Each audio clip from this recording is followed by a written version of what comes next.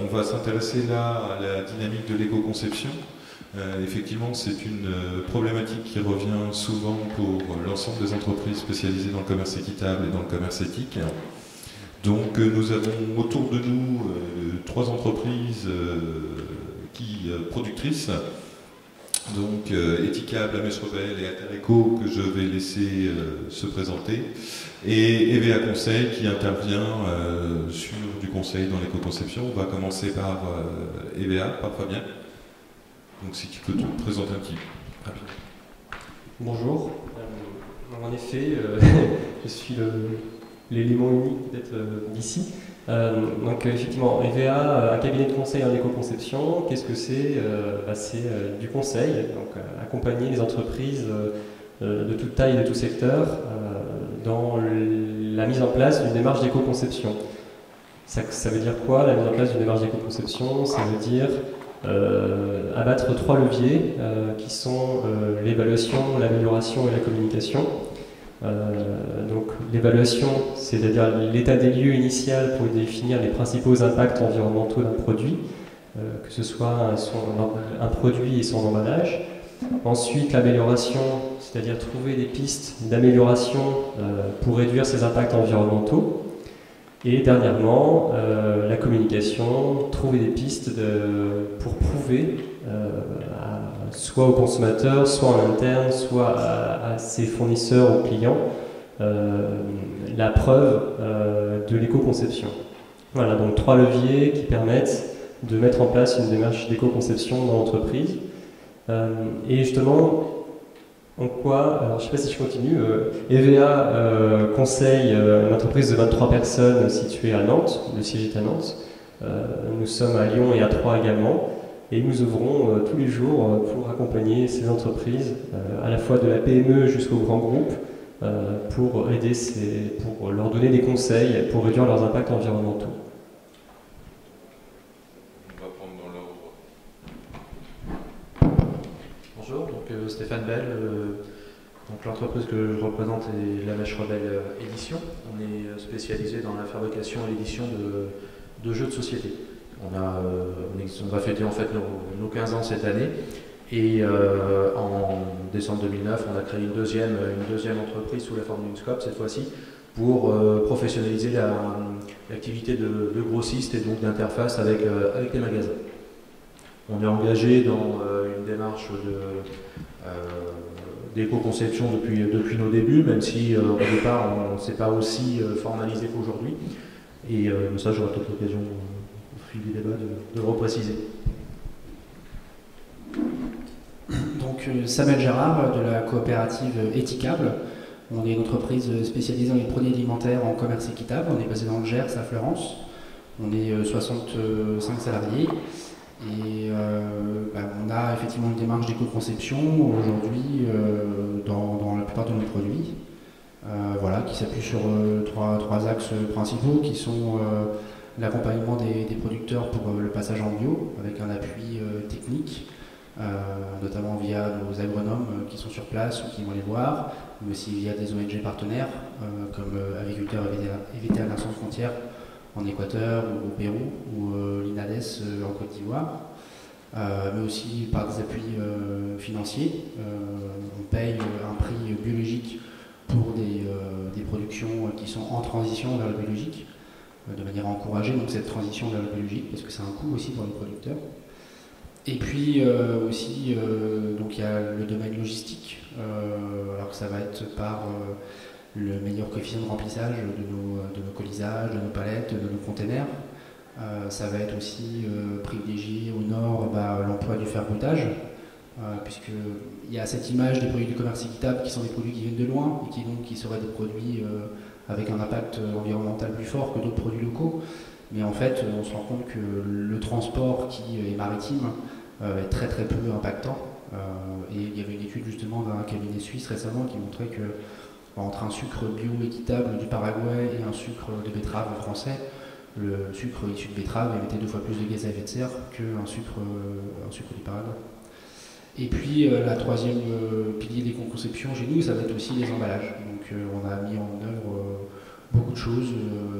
On en reparlera après, mais c'est le passage haut de gamme en tête de jus de fruits en Tetra Pak, le fait de faire des formats familiales pour le café en 500 grammes, d'avoir retiré l'aluminium de nos paquets de café, d'avoir retiré le cellophane en plastique autour du sachet de thé, etc. Le label FSC sur les étiquettes, les encres végétales, tout ce qu'on peut mettre en œuvre. Bonjour, Grégoire Bleu d'Altereco. Donc nous on est une société de 45 personnes pour un peu plus de 100 produits maintenant, spécialisés aussi en alimentaire bio équitable. Nous on est venu à l'éco-conception par des moyens un peu détournés en fait pour répondre à la question de consommateurs dans les années 2005 qui était justement vos produits viennent de loin donc ils sont fortement impactants. Et on a fait un premier bilan carbone en 2006 qui nous a fait nous apercevoir qu'en fait c'était nos bouteilles en verre qui était le premier facteur d'émission de CO2 de toute notre activité. Donc on s'est dit, un, qu'il fallait répondre à nos consommateurs qui avaient beaucoup de contre-vérités, et deux, que c'était un chantier tout à fait complémentaire de notre activité et qu'il fallait l'ouvrir, qu'il fallait prendre du temps parce que à chaque fois qu'on creuse, on se rend compte qu'il y a des effets pervers de chaque technologie qu'on veut privilégier. Et donc on est engagé fermement et de manière assez enthousiaste là-dedans parce qu'on s'aperçoit qu'on ouvre le champ des possibles et qu'on se crée de la créativité à travailler en éco-conception. Donc finalement, si je reprends un petit peu ce qui ressort de vos 4 interventions, c'est que finalement, c'est cette première idée que l'éco-conception, on y arrive souvent par des demandes de consommateurs. Et quand on commence à mettre les doigts dedans, finalement, on ne sait pas jusqu'où ça va s'arrêter. Est-ce qu'on peut prendre des exemples, notamment avec le cas de Tetra Pak qui a été suivi aussi par EVA Conseil? Alors, pour dire effectivement à quel point c'est souvent nos consommateurs qui nous y amènent, parce que les consommateurs de commerce équitable sont des consommateurs en général très exigeants et voire militants. Donc c'est les premiers à pointer du doigt les défauts de nos produits. Mais une fois qu'on leur a donné ça, eh ben, ils le prennent, mais après ils nous demandent ça. Quand on fait un effort sur enlever le cellophane autour du sachet de thé, ils vont venir nous chercher uniquement sur le sachet plastique qui enveloppe l'infusette. Donc voilà, ils vont toujours aller plus loin, donc c'est bien, ça nous permet d'avancer, mais du coup c'est aussi un dialogue avec le consommateur pour lui permettre de mieux appréhender aussi la réalité. Et c'est vrai que comme le disait mon confrère d'Altereco, on n'imagine pas que c'est simplement le fait de passer 2 bouteilles en verre en emballage plus léger qu'on va diminuer considérablement l'impact environnemental, plutôt que de s'attaquer des fois à ce qui paraît visuellement le plus impactant, comme une couche de plastique ou comme, je ne sais pas, d'autres choses qui pourraient choquer les consommateurs dans la conception des produits. Un suremballage en carton, oui, mais ce suremballage, s'il est recyclable, finalement, il va être très peu impactant. Voilà, donc après sur le Tetra Pak, on peut en parler, oui, ça a été pour nous un passage de la gamme qui s'est effectué en septembre 2010. Et là, cette gamme qui va s'étendre avec 3 nouveaux nectars de fruits bio d'ici 2 semaines. Et ça nous a permis en fait d'économiser l'équivalent de 95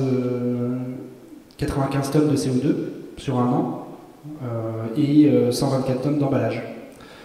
Donc on y gagne à bien des points, on y gagne aussi en termes de préservation du produit, puisque il préserve de l'air et de la lumière. On y gagne aussi en termes de poids, non seulement pour nous en termes de transport, mais aussi pour le consommateur. Et on sait que le consommateur de commerce équitable est bien souvent un consommateur urbain, donc transporter une brique, des fois ça l'arrange pour transformer une bouteille en verre lourde. En termes logistiques aussi, c'est quelque chose qui se palletise bien plus facilement et de manière bien plus efficace que des bouteilles en verre. Et puis en termes d'impact en linéaire, en commerce équitable, on a la particularité d'avoir beaucoup de choses à dire sur nos emballages. Je pense que les emballages qui ont plus de mots, ce sont les emballages de commerce équitable. Et l'avantage d'une brique comme ça par rapport à une étiquette en verre, c'est que vous avez de larges façines pour communiquer, pour mettre des photos de producteurs, pour que le consommateur vraiment puisse se rendre compte de la réalité du terrain et savoir quel est l'impact du produit qu'il achète. Et puis enfin, il y a le fait que ce soit des emballages qui sont issus de ressources renouvelables. Un emballage en brique, c'est 75% de carton. Et ce carton est issu de forêts éco-gérées, labellisé FSC, Forward Stewardship Council. Donc là encore, ça nous permet d'avancer encore plus loin dans la connaissance de la filière en amont de nos emballages, d'où viennent-ils, comment sont gérées les ressources dont ils sont produits, et puis donc ça c'était en amont, et en aval aussi avec le recyclage du produit. On a appris énormément de choses avec Tetra Pak sur la recyclabilité du produit. Et aujourd'hui, une brique par exemple est recyclée à 43% en France, quand le verre est recyclé à 50%. Voilà, il vise 50% de recyclage en 2013. Donc, et on arrive à recycler à 100% une brique Tetra Pak. Donc voilà pourquoi c'est quelque chose qui a du sens. Il faut savoir que sur une bouteille verre, par exemple, pour un litre de jus de fruits, vous émettez 345 grammes de CO2, alors que sur une brique, pour un litre de jus de fruits, vous émettez 87 grammes de CO2, pour vous donner un ordre d'idée. Le PET au milieu, à peu près à 150 grammes. J'aimerais qu'on s'intéresse aussi au cas, donc là, plus particulier de la mèche rebelle. Vous avez fait le choix de l'éco-conception dès le début. C'est un des fondements de la création de vos structures, largement récompensé puisque Grand Prix 2011 du développement durable de la Sarthe, sélectionné comme étiquable parmi les entreprises par le ministère de l'Environnement sur l'étiquetage écologique des produits. Est-ce que petite... Oui, ça fait beaucoup de choses d'un coup en fait. Mais bon, après, c'est vrai que la mèche rebelle, on fête nos 15 ans cette année, donc on a eu le temps de d'expérimenter beaucoup de choses. Mais au tout début, en 96, l'idée, ça a été, en tant que créateur de jeux, de faire les productions de jeux en local. Donc c'est passé par des visites d'imprimeurs ou de cartonniers, puisqu'on maniait beaucoup à l'époque le papier et carton, notamment aujourd'hui c'est beaucoup plus large. Et l'idée, ça a été aussi de faire des choses de bon sens au départ, donc utiliser des matériaux recyclés ou recyclables en fait dès le départ, et par la suite uniquement recyclés. Et au niveau des procédés, pour avoir à l'impression de toujours passer en fait avec des encres végétales dès que ça a été possible. Ça n'a pas été possible depuis nos débuts. On les a vus un peu arriver sur le marché de l'imprimerie, avec des forts surcoûts d'ailleurs quand ils sont arrivés. Aujourd'hui c'est beaucoup plus lissé. Et on a vu aussi les progrès des papiers recyclés. Parce que c'est vrai qu'au tout début, quand on a commencé à utiliser des papiers recyclés, c'était on avait un rendu qui était assez pauvre au niveau des couleurs, on avait des piquets qui étaient assez mauvais en fait. Aujourd'hui, il y a des papiers recyclés que certains clients refusent parce qu'on nous dirait que ce ne sont pas des papiers recyclés justement. Ils sont tout à fait équivalents à des couchers traditionnels. Et par la suite, on a largement en fait structuré puis finalement professionnalisé ce qu'on a fait sur l'éco-conception, et c'est passé par les rédactionnels des différents cahiers des charges, de manière à avoir un référentiel écrit à l'intérieur en fait de l'entreprise pour avoir une conduite qui soit la plus nette possible en fait. Et aujourd'hui, on est arrivé un petit peu au bout de ce qu'on savait faire en interne et au bout en fait de l'autodéclaration. Donc on est allé un peu plus loin, on est allé en fait sur l'analyse de cycle de vie d'une de nos gammes de jeux. Donc on est passé par un cabinet en fait, un cabinet d'expertise qui est labellisé, ADEME, qui travaille dans les conditions de l'AFNOR en fait, comme EVA, même si ce n'est pas EVA. On a choisi quelqu'un de local, on est sur le Mans, on a travaillé avec la Conseil qui est sur le Mans en fait. Et l'idée c'est de pouvoir chiffrer, mesurer et puis de donner une information qui soit fiable aux consommateurs en fait. Donc juste un exemple, parce que je trouve l'exemple que j'ai découvert, la mèche rebelle, plutôt frappant. Éco-concevoir un produit, ça peut aussi passer par le choix de cartes à bord droit plutôt qu'à bord rond. Oui, ça peut paraître totalement anecdotique, mais en fait, à l'étude, ça l'est pas du tout. On a, là c'est sur l'une de nos gammes, on a des dominos en fait. Donc on a bien sûr la quasi-totalité du marché fait des bords ronds. Ça nécessite techniquement de créer un outillage et vous connaissez ça certainement quand on ouvre une boîte de jeu où on va décortiquer en fait les pièces de jeu qui sont utiles au jeu, et puis on va recycler le squelette de carton dans le meilleur des cas en fait. Donc on a vu ça, on s'est posé la question, et puis sur la première phase de fabrication de cette gamme, on a essayé de mesurer les choses pour simplement avoir des chiffres à comparer. Et sur le lancement de notre gamme Geometra, le fait de ne pas faire de coins ronds, mais de faire des coins carrés, ça a eu deux conséquences.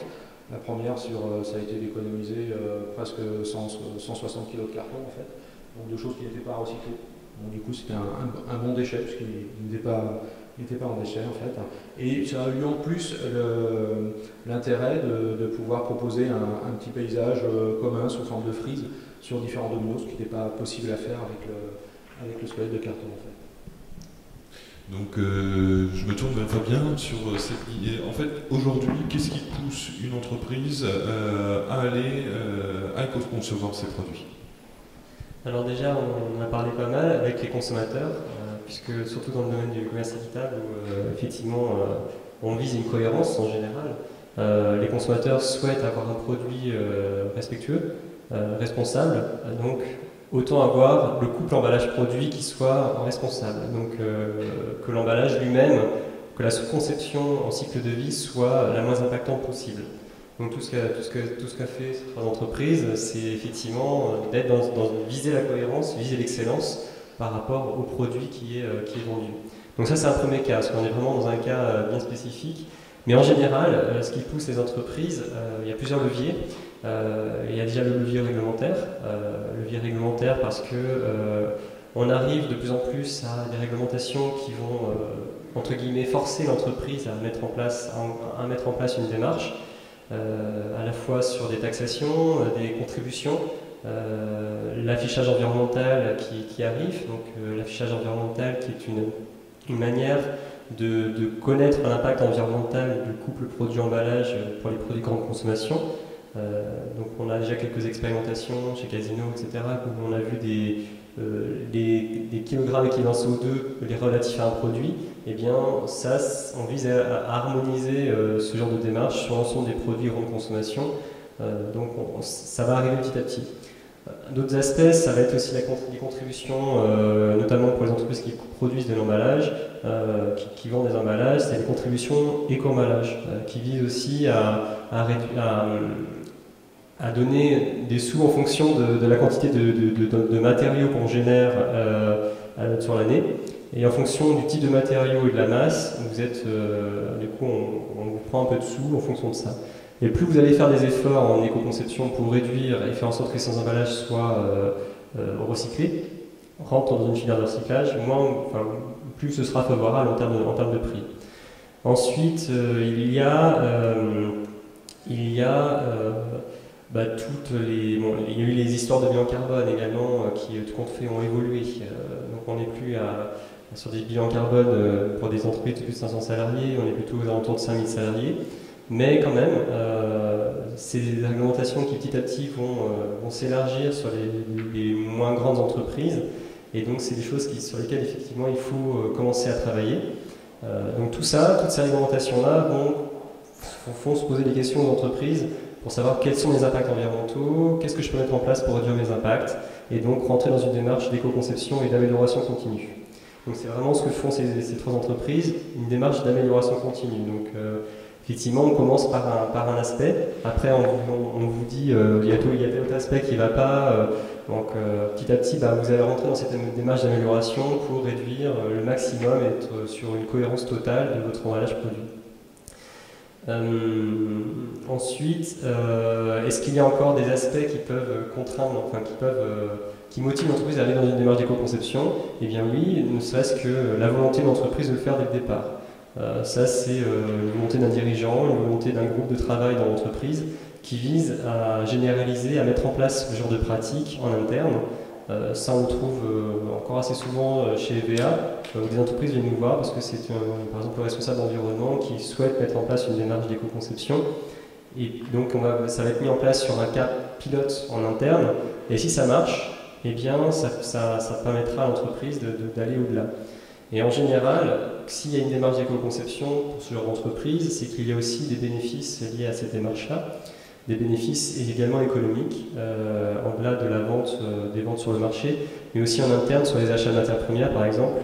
L'éco-conception égale souvent à réduction, dans un premier temps en tout cas, réduction, donc réduction par rapport aux achats de matières premières, réduction de transport, réduction d'une masse, donc réduction du volume à transporter et de la masse à transporter, donc, etc. C'est vraiment un effet boule de neige quand on commence à lancer une démarche, et donc aussi des bénéfices économiques qui sont facilement chiffrables dès la première action. Voilà. Donc effectivement, là, ça nous permet d'aborder cette autre question, c'est-à-dire que derrière ce qui est présenté comme une démarche d'éco-conception d'aller vers pour vraiment réfléchir à comment on conçoit le produit, derrière, il y a aussi cette idée d'économie. Pourtant, c'est pas forcément vu par les entreprises comme ça, sur le premier abord, c'est plutôt vu comme une nouvelle contrainte, il faut qu'on éco-conçoive nos produits. Alors c'est vrai qu'on a vraiment la contrainte fait naître l'innovation, c'est certain, mais c'est vrai qu'encore beaucoup d'entreprises souhaitent vraiment faire de l'éco-conception aussi parce que ça va être rentable, c'est certain, il faut quand même que l'entreprise puisse vivre, mais c'est certain que l'éco-conception est aussi vraiment une manière de réduire les coûts, c'est certain. Par la mise en place d'une démarche en interne, avec des outils de type analyse à la valeur, on peut mettre en place la réduction de l'impact environnemental et économique. Donc c'est des choses qui vont en parallèle, même si ce n'est pas le cas tout le temps non plus, parce que l'éco-conception peut être aussi un investissement dans certains cas. Innovation, la recherche de nouveaux matériaux, la mise en place d'un nouveau process pour réduire un impact, et bien tout ça, ça peut être aussi un investissement qui est un retour sur investissement, mais un peu plus long terme. Donc effectivement, à court terme, il peut y avoir des gains rapides. Je pense que vous pourrez témoigner sur ces aspects-là. Mais à long terme, du coup, il peut y avoir aussi des gains, des bénéfices liés à un changement de processus, à un changement de fournisseur, à la recherche d'un nouveau matériau innovant, par exemple, ce genre de choses. Du coup, tu as posé la question qui suivait, effectivement, donc coût et gain pour Alter-Eco sur cette démarche. Alors il y a vraiment beaucoup de manières d'aborder les choses. Nous on a choisi de faire quelque chose d'assez radical, c'est de proposer les produits en vrac, donc de carrément supprimer la notion d'emballage pour laisser le marketing là où il doit être de manière optimisée à notre sens, c'est-à-dire en point de vente, où là on a un meuble avec des bacs distributeurs, ce qui nous permet quand même de réduire de 60% notre empreinte carbone. L'autre chose, moi, surtout en termes de coût-bénéfice, parce qu'en l'occurrence là on est loin d'avoir gagné d'argent et d'avoir amorti ça. Donc moi je ne partage pas complètement, en tout cas dans l'expérience Alter-Eco, le gain immédiat. En tout cas je ne l'ai pas constaté. Quand on a passé tous les chocolats en encre végétale et en FSC mixte, je vous garantis que l'économie on l'attend encore. Mais en revanche l'exemplarité, et notre boulot c'est quand même d'être exemplaire. C'est pour ça qu'on bosse chez Alter-Eco et démontrer à Kraft que c'est possible de faire du chocolat FSC, d'avoir des packs qui sont chics sans avoir de dorure à chaud en utilisant des encres végétales. Là, on a un impact sur le milieu, pas forcément sur le compte de résultat d'Alter-Eco. En revanche, l'énorme bénéfice qu'on a, c'est les relations qu'on a avec les gens avec qui on travaille. C'est-à-dire qu'aujourd'hui, les gens avec qui on fait nos chocolats, l'une des choses fortes qu'on a faites ensemble, c'est travailler à l'éco-conception des produits, et eux, ils ont besoin d'avoir des entreprises qui disent « Ok, investissez dans le savoir-faire d'encre végétale, investissez dans le sourcing FSC », et finalement, ils ne demandent que ça. Et nous, on est très surpris de voir combien ces gens-là sont heureux que des entreprises leur donnent un peu d'air en disant « Ok, s'il y a un peu de surcoût au début, c'est normal, ça fait partie de notre boulot et de ce qu'on vend aussi, ce qu'on propose à nos consommateurs, et donc faites-le, et puis on essaiera de s'arranger par la suite. » Donc, même question pour Eticable. Alors, oui, je suis tout à fait d'accord avec mon collègue Alter-Eco. On a une meilleure connaissance de nos partenaires grâce à ça, en amont comme en aval. Effectivement, eux aussi sont démarchés par des entreprises, des fournisseurs qui voudraient leur fournir des choses plus écologiques, mais plus chères forcément. Et tant qu'ils n'ont pas l'assurance qu'il y a des clients derrière qui sont prêts à s'engager sur des volumes, ils ne sont pas prêts à investir dans un outil. Donc nous, on est là pour ça, on est là pour lancer le mouvement. Comme je disais tout à l'heure, ça coûte plus cher au début. Quand on est un initiateur, ça coûte plus cher. Et puis maintenant, les encres végétales, c'est quasiment le même prix que les autres.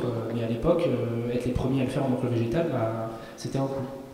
Après, ça peut être une chose économique. Nous, sur le Tetra Pak, on a réussi par exemple à baisser notre prix. On a le même jus d'orange qu'en bouteille en verre, mais 30 à 40 centimes moins cher pour le consommateur, parce qu'on a changé d'emballage. Voilà. Après, il y a aussi, pour nous, en termes de gains, ça peut être un gain d'image, un gain sur la gamme Tetra Pak. On a eu une vingtaine d'articles dans la presse, aussi bien professionnels comme néo-restauration que grand public, comme Cuisine Actuelle. Et puis, surtout, c'est un gain en interne, en termes de motivation interne. Quand on a une démarche d'éco-conception, ça permet de communiquer cette démarche auprès de nos salariés et qu'à leur niveau, chacun se sent impliqué dans cette démarche de développement durable mais d'éco-conception parce que chacun peut nous remonter des pistes d'amélioration en disant ben oui mais tiens sur le transport, ou tiens sur tel emballage ou tel fournisseur, je sais qu'ils peuvent faire ça et ils sont contents de voir tout ce qu'on arrive à faire comme économie, comme projet pour diminuer notre impact et être encore plus exigeant. Même question pour Stéphane, avec l'introduction de la particularité du marché du jeu. Oui. Où effectivement, c'est pas forcément courant, l'éco-conception. Non, effectivement, c'est même pas du tout courant. C'est à tel point, en fait, que là, on commence à revenir vers les magasins de jeux de société, chose qu'on avait abandonnée depuis déjà quelques années, puisqu'on n'arrivait pas à faire passer notre différenciation en termes de type de produit ou type de fabrication, en fait. Juste pour rebondir sur les encres végétales, en fait, nous, si on a fait ce choix-là dès le départ, c'est parce qu'on est très proche de nos fournisseurs et qu'une fois j'avais chargé la voiture en fait avec les brochures qu'on avait fait imprimer en encre classique. J'avais que quelques kilomètres à parcourir et j'ai failli tomber dans les pommes. Les encres classiques, rien qu'à l'odeur, dégagent en fait vraiment une idée de toxicité qui est assez aberrante en fait. Donc aujourd'hui on est vraiment passé aussi pour ces raisons-là. Après, pour répondre à la question du bénéfice et du gain en coût, on a fait à la Mèche Rebelle en fait une image de marque. On n'est pas passé en fait d'une fabrication classique à une fabrication d'éco-conception. On a toujours été dans ce processus-là. Pour nous, c'est un peu plus difficile à mesurer. Si on ne prend pas en compte en fait la notoriété de marque et l'implantation de la marque que ça a pu générer. Puisque aujourd'hui, c'est encore toujours vrai, Mèche Rebelle est principalement implanté dans les magasins de commerce équitable, les magasins bio et même quelques librairies. La part de magasins de jeux de société est très faible, ce qui est presque une aberration, parce que notre métier c'est de créer des jeux de société. Aujourd'hui, on est en train de revenir, puisque grâce en fait à l'évolution à la fois des consommateurs, à la fois des évolutions aussi de toutes les autres entreprises qui se sont tournés vers l'éco-conception, fait qu'aujourd'hui, on a des gens qui se tournent vers nous, qui nous découvrent, et par le biais de cette spécificité. En fait. Donc j'ai toujours un petit peu de mal à mesurer le gain. La seule chose que je sais, c'est que si on n'avait pas fait comme ça, on n'aurait pas fêté nos 15 ans. En fait. On n'aurait peut-être même pas fêté nos 5 ans. Donc c'est quelque chose que nous, on n'est pas prêt de lâcher, en fait, et qui va continuer chez nous. C'était plus long. Donc du coup, est-ce que là, vraiment, c'est plutôt sur la question de la charge de travail parce que automatiquement, quand on est en concurrence avec des entreprises qui ne vont pas vers cette dynamique-là, donc je reste sur le secteur du jeu, est-ce que c'est pas se rajouter une charge de travail importante? Pour moi, j'ai un peu de mal à répondre parce qu'on baigne tellement dedans depuis longtemps. Mais sinon, oui, ce serait. Je suis régulièrement contacté par des traders de Hong Kong en fait, pour me proposer des produits type boîte métal ou même papeterie aujourd'hui. Donc, ça serait certainement beaucoup plus facile de faire une politique d'achat en suivant ce courant-là ou en l'ayant suivi que de faire ce qu'on fait aujourd'hui. Après, ça serait beaucoup moins excitant, on s'éclaterait beaucoup moins. C'est vrai qu'à la base, notre métier c'est le jeu de société et en plus on est créateur, donc on est aussi créateur des jeux. Le gros avantage qu'on a, c'est qu'on part d'une feuille blanche et qu'on va jusqu'au produit. Donc nous, on considère qu'on n'a pas d'emballage, en fait, une boîte de jeu, ça fait partie quasiment du jeu aujourd'hui tel qu'on les conçoit. Mais c'est effectivement une démarche qui est inscrite de façon globale. C'est pas juste le poste d'achat. Ça va vraiment être absolument global. Donc du coup, ça va générer nécessairement en fait des heures qu'on n'aurait pas eu à faire si on travaillait de façon classique. Donc une question pour EVA Conseil, finalement, quels sont les bénéfices concrets pour le consommateur Du coup, pour lui, il va peut-être payer un surcoût. Qu'est-ce qu'on attend? Alors déjà, pour répondre au surcoût, normalement le consommateur n'est pas censé payer un surcoût à l'éco-conception. D'après l'ADEME, l'éco-conception ne va pas être vendue plus cher qu'un produit classique, puisque c'est même si derrière il y a du travail en plus, même si il y a pas mal d'investissements d'entreprise, normalement ça ne va pas être le cas. Ensuite, je ne suis pas tout à fait d'accord, puisque moi, il me semble que dans l'impact d'un produit, son impact environnemental, dans le couple produit-emballage, 80-90% c'est le produit à l'intérieur, c'est pas l'emballage, et que si on veut un produit qui ait moins d'impact, c'est nécessairement un produit plus cher. C'est des produits bio, c'est des produits cultivés de manière peu intensive. Enfin, je parle pour l'alimentaire, je ne connais pas le secteur du jouet ou du textile. C'est forcément des choses qui vont coûter plus cher à l'achat. Alors après, avec le commerce équitable, en ayant moins d'intermédiaires, on peut arriver à réduire le coût au consommateur, mais par rapport à des produits faits par l'agro-industrie, on est forcément sur des coûts plus élevés. Pas forcément, ça je pense qu'on pourrait en débattre bien sûr.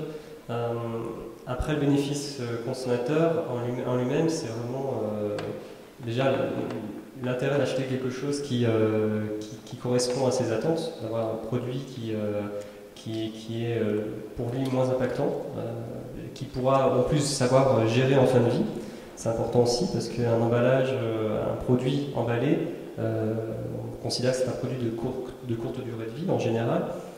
Eh bien, qu'est-ce qu'on fait de cet emballage en fin de vie? Donc là, ça s'applique vraiment à l'agroalimentaire. Donc pour l'histoire des jeux, là, c'est d'autres questions, notamment comment allonger la durée de vie plutôt.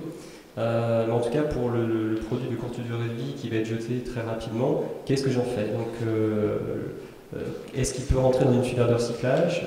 Est-ce que le consommateur, simplement, en regardant le produit, va pouvoir le jeter simplement? Est-ce qu'il faut le démonter? Est-ce qu'il faut le déchirer? Voilà, c'est toutes ces notions-là qui fait que le produit va rentrer plus ou moins et que le consommateur sera content aussi du produit. Donc là, on est vraiment sur l'aspect emballage, mais sur l'aspect produit aussi, il y a quand même aussi quelque chose d'important en fait. Il y a quelque chose de plus subtil un consommateur achète des produits commerce équitable ou bio. On est vraiment sur une personne très engagée qui a besoin d'acheter ce genre de produits. Pour lui, c'est indispensable d'acheter ce genre de choses. Donc, l'éco-conception, en plus de tout ça, c'est pour lui une manière d'être vraiment en cohérence avec ses aspirations. Mais sur la notion du coût, je pense que c'est des choses effectivement en fonction des types de produits. On peut arriver à des surcoûts, mais en général, dans la grande consommation, l'objectif c'est vraiment d'être à iso-coût pour le consommateur, puisque selon les sondages, le consommateur n'est pas forcément prêt toujours à payer un surcoût pour l'emballage en tout cas. Sur l'emballage, on est bien sur l'éco-conception d'emballage. Après, le produit en lui-même, on est bien d'accord. Le consommateur est bien prêt à acheter un produit commerce équitable bio supérieur à un prix classique, parce que derrière, il y a toute une histoire qu'il n'y a pas dans les autres produits plus classiques. Mais vraiment sur l'emballage lui-même, le consommateur n'est pas forcément prêt à acheter un produit plus cher parce que le produit est éco-conçu. Voilà, ça c'est encore, ça va venir, mais c'est pas encore le cas. Donc je me tourne vers les deux entreprises qui finalement ont été sélectionnées du secteur, qui ont été sélectionnées par le ministère de l'Environnement pour répondre à l'appel à projet sur l'affichage des caractéristiques environnementales des produits. Donc tout d'abord félicitations, et est-ce que vous pouvez nous expliquer un petit peu le pourquoi, ce que ça va changer, quel est l'objectif? Alors l'objectif, c'est déjà de communiquer à nos consommateurs des choses qu'on considère comme importantes, les enjeux environnementaux des produits qu'ils consomment. Ces enjeux sont multiples. Dans une analyse de cycle de vie du produit, il n'y a pas que l'indicateur de gaz à effet de serre, de CO2, il y a aussi les indicateurs d'acidification de l'eau, d'impact sur la biodiversité, d'eutrophisation de l'eau, etc. Donc nous, on voudrait pouvoir donner une information la plus complète possible et surtout la plus pédagogique possible, parce que là, à partir du 1er juillet, on va voir fleurir une multitude de méthodes d'affichage environnemental et de calcul et de collecte des données qui vont faire que les chiffres vont peut-être être très différents entre eux, selon des méthodes différentes. Donc pour le consommateur, ça va encore être un peu flou, quoi. Personnellement, je pense que l'idée du gouvernement, du ministère, c'est de voir un peu ce que les industriels, les acteurs du marché sont capables de faire, pour ensuite étudier quelle est la meilleure méthode, et après la généraliser et l'imposer à tout le monde. Mais là, on va arriver sur une multitude d'approches qui vont peut-être être très intéressantes ou comme totalement hypocrites, quoi. Donc voilà, nous l'idée c'est d'arriver à quelque chose qui soit le plus sincère possible, parce qu'on a cette chance au commerce équitable d'avoir la proximité avec les producteurs, de pouvoir remonter jusqu'au champ pour calculer l'impact des produits dans ces différents domaines, et de l'afficher de la manière la plus pédagogique possible, parce que c'est vrai que des fois dire bah voilà, ce produit il fait 134 grammes de CO2, celui-là il fait 246, c'est pas très pédagogique, et ça aide pas le consommateur à comprendre, surtout quand c'est l'équivalent CO2 qui est un regroupement des 9 indicateurs et qui ne dit pas du tout que bah, en fait, ce produit-là il agit plus fortement sur l'eau, alors que celui-là il agit plus fortement sur la biodiversité par exemple. Donc voilà, l'idée c'est de pouvoir communiquer ça sur le packaging à partir du 1er juillet, et c'est pouvoir aussi mieux maîtriser nos filières et forcément identifier, comme on l'avait déjà fait avec EVA, puisqu'en 2008 on a réalisé 2 ACV sur le café d'Équateur et le riz du Laos. Par ces ACV, on arrive à mieux identifier les leviers d'action pour réduire l'empreinte, en voyant tout de suite quels sont les facteurs majeurs d'impact sur l'environnement. Bien souvent, c'est le produit en lui-même plutôt que l'emballage. Parce que l'éco-conception, je pense que c'est important de dire que c'est pas seulement l'éco-conception de l'emballage, mais c'est l'éco-conception du couple produit-emballage. Et donc, il est très important de voir quel est l'impact du produit à l'intérieur de l'emballage, avant de voir seulement un emballage en papier ou l'absence d'emballage qui est intéressante, mais voilà. Oui, je rejoins tout à fait mon voisin en fait par rapport à l'expérimentation des critères environnementaux. En ce qui nous concerne, on a fait la même analyse. Il va y avoir un foisonnement en fait de choix de faits, mais bon, d'un autre côté, c'est aussi le but de l'expérimentation, de voir tout ce qui peut être proposé par les 170 entreprises en tout qui sont dans cette expérimentation. Nous ce qu'on attend, ce qui nous intéresse beaucoup en fait, c'est justement de pouvoir aller au-devant du public et de notre public, pour à la fois l'informer de ce qu'on fait, de la façon dont on le fait, et puis de sensibiliser de façon générale, un peu plus globale en fait, sur l'impact des fabrications. C'est vrai qu'il y a beaucoup de consommateurs en fait qui ont l'impression, tout a été fait pour ça aussi, qui ont l'impression que les produits poussent dans les magasins, ils ne sont pas produits ailleurs. Et l'éco-conception, c'est un bon moyen de repositionner en fait le débat. Donc l'affichage environnemental, on va nous l'appuyer en fait sur l'analyse de cycle de vie. C'est une démarche très lourde, qui n'était pas du tout nécessaire pour faire cette expérimentation, mais ça va pour nous faire un petit peu d'une pierre deux coups en fait, en affichant des choses qui sont tout à fait vérifiables, et puis en prenant à l'intérieur de l'analyse de cycle de vie quelques critères, puisqu'on ne pourra pas tout afficher. Et effectivement, ce qu'on va beaucoup travailler sont en fait les référentiels, parce qu'effectivement, 115 grammes de carbone, ça parle absolument à personne en fait. Donc on va essayer de trouver des référentiels à mettre en avant, et puis pour que la portée pédagogique soit présente. Ensuite, pour aller vraiment assez loin dans notre démarche, on a déjà prévu en fait d'associer 1 à 2 associations de consommateurs sur le type d'affichage qu'on va faire, en leur demandant en fait leur retour et leur avis avant de mettre en scène à partir du 1er juillet. Et dans un deuxième temps, on aura avec des élèves d'une école de commerce en fait faire le retour des consommateurs pendant l'année. Je corrige une erreur de ma part, effectivement, Alter Eco faisait partie de cette liste, apparemment c'est un problème d'édition. Donc en plus vous avez commencé vous à compenser carbone dès 2006, si je me souviens bien, 2007. Donc comment aujourd'hui on communique sur une tablette, du moins sur un carton, sur un emballage, sur la compensation carbone, et justement comment on en arrive à traiter des questions sur l'affichage des caractéristiques environnementales des produits. Alors, sincèrement, en ce moment, on le fait encore très mal. Et il faut accepter de le faire très mal parce que c'est expérimental. Donc nous, on a décidé effectivement de démarrer là-dessus, sachant qu'on mettait les pieds dans un grand inconnu et qu'il allait y avoir plein d'incohérences. Et qu'effectivement, On a parfaitement conscience que cette brave tablette de chocolat contient 273 grammes d'équivalent carbone, c'est un ovni. Mais à l'intérieur de cette même tablette, il y a la découpe par poste, donc entre le transport, la fabrication, la distribution. Et en fait, c'est une clé d'entrée pour rentrer dans quelque chose de plus pédagogique. On a sorti un auto-ovni qui est un espèce de logo produit compensé carbone. Parce qu'on a une grande chance chez Altereco, c'est qu'on a une société sœur qui s'appelle Pure Projet, qui est spécialisée dans le bilan carbone et dans les programmes de reforestation qui sont au même endroit que là où on source nos fèves de cacao. Donc ce qu'on cherche là-dedans, en fait, c'est de faire de la cohérence et c'est surtout avoir conscience qu'on a un levier pour que les producteurs de cacao aient bientôt plus de revenus par la revente d'arbres natifs que par du cacao qui structurellement peut leur reposer le problème le jour où le marché va replonger. Donc voilà, c'est expérimental, on tente des choses, on a évidemment voulu se mettre dans ce groupe-là pour valoriser ce travail de 3 ans, mais aujourd'hui l'impact direct il est surtout dans notre relation avec la coopérative parce qu'on a un projet de reforestation qui est absolument génial et cohérent et qui permet de valoriser une démarche elle-même d'agroforesterie, enfin, tout un tas de choses sur lesquelles il me faudra une petite heure pour vous expliquer ça.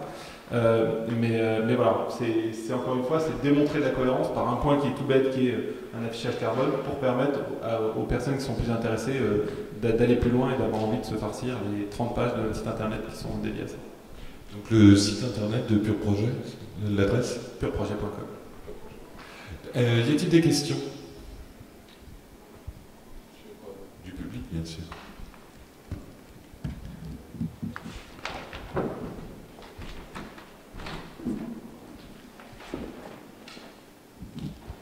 Bonjour, là je vais donc poser une question en tant que consommateur.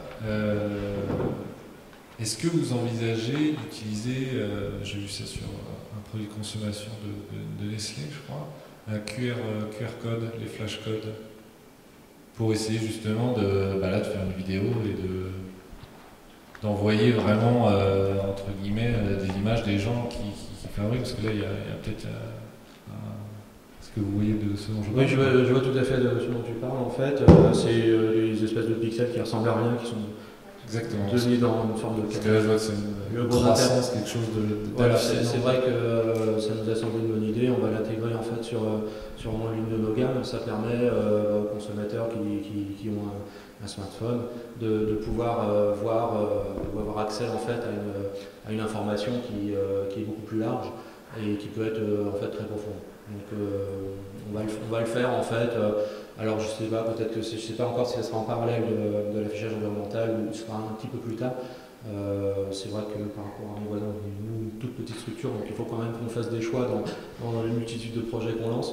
Mais c'est quelque chose qui nous a semblé intéressant. Est-ce que c'est pas justement une piste pour les marques de commerce équitable pour vraiment, là il y a quand même une différenciation gigantesque. Et effectivement, je vous confirme qu'on y travaille, notamment pour des gammes comme le vrac par exemple, où on n'a plus de carton porteur de messages, de photos.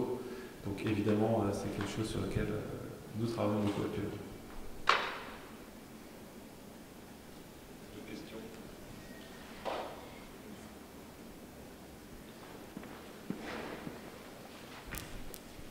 Donc du coup, on va pouvoir clore à l'heure. Ah oui, une petite question.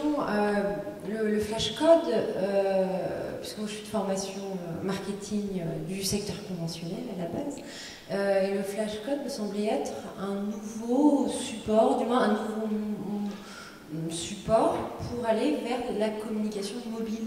Alors je ne sais pas, ça ne représente pas au niveau marketing simplement aussi un nouveau moyen de communiquer et de surfer sur la vague de la communication mobile. Je ne sais pas, ça allie les deux. Alors est-ce qu'il y a d'autres supports marketing qui peuvent émerger c'est peut-être EVA Conseil qui pourrait nous dire, ou je ne sais pas. Je pense que c'est surtout l'entreprise de répondre à ça, mais en tout cas, en ce qui concerne l'affichage, il n'y a aucune contrainte aujourd'hui sur la manière de communiquer les informations environnementales. On va dire ça va être, il faut que ce soit créatif, que ce soit accepté, et après, est-ce que ça va être des flashcodes ou pas? Aujourd'hui, il n'y a pas une volonté d'aller sur un média ou un autre pour communiquer l'empreinte environnementale d'un produit. Et donc il faut que en tout cas ce soit accessible sur le produit, enfin que ce soit accessible sur le lieu de vente en tout cas pour qu'on puisse avoir accès à l'information.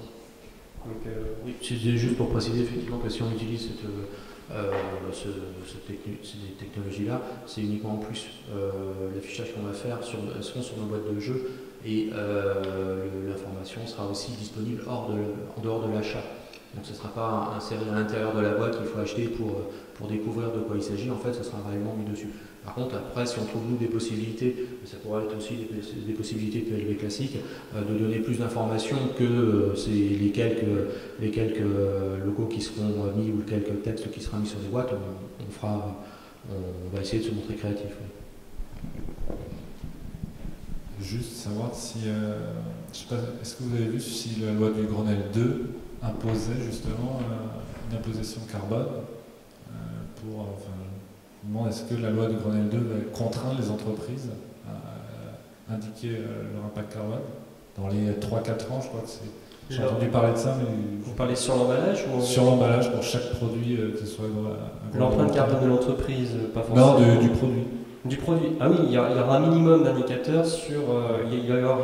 Enfin, il faut que ce soit multicritère. Dans tous les cas, toutes les entreprises ont témoigné là-dessus. Un seul indicateur qui serait sur l'empreinte carbone ne permet pas de voir les dépassements de pollution, notamment sur la consommation d'eau, la toxicité de l'eau, etc. Donc, il va y avoir un indicateur à minima qui est sur l'empreinte carbone, mais après, d'autres indicateurs qui vont en fonction des catégories de produits, plutôt axés sur les consommations d'énergie ou alors la toxicité de l'eau. Donc en fonction des types de produits, et donc l'expérimentation va permettre déjà de déterminer la méthodologie, puisque vous savez il y a 13 groupes de travail dans l'affichage, et donc très peu on définit aujourd'hui une grille méthodologique et des critères à mettre en place, et donc l'expérimentation va permettre justement de définir tous les indicateurs intéressants à montrer sur le couple emballage produit.